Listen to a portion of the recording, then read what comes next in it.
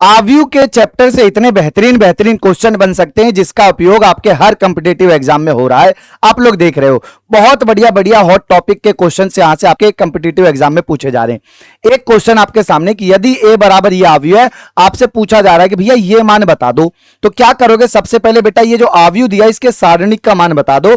आप कहोगे जी अगर इसके सारणिक की वैल्यू देखी जाए तो सीधा सीधा आपके पास कितना आ रहा है? आप कहोगे जी माइनस के 2 बाहर हो गया भैया, 2 दूनी कितना? आप कहोगे जी 4, बाकी का टर्म 0, भाई अगला भी टर्म 0 और अगला भी टर्म 0 हो गया।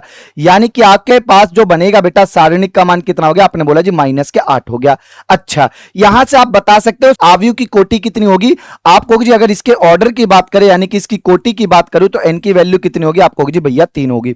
इतनी बात आप लोग समझिए। क्या पूछा भैया? ये। और आप लोगों को मैंने बताया कि भैया जब भी कभी ये दिखता है तो भैया इसका फॉर्मूला याद रखना भैया, सारणिक a की पावर n-1। सारणिक का मान कितना? आपने बोला जी माइनस के 8, उसकी पावर कितना हो गया? 3 माइनस के 1। सीधा सीधा आप कहोगे भैया जी माइनस 8 का होल स्क्वायर, आपके पास कितना बन गया? आपने बोला जी 64 बन गया। यानी कि ऑप्शन क्या हो जाएगा? आप कहोगे जी ऑप्शन नंबर आपका ए।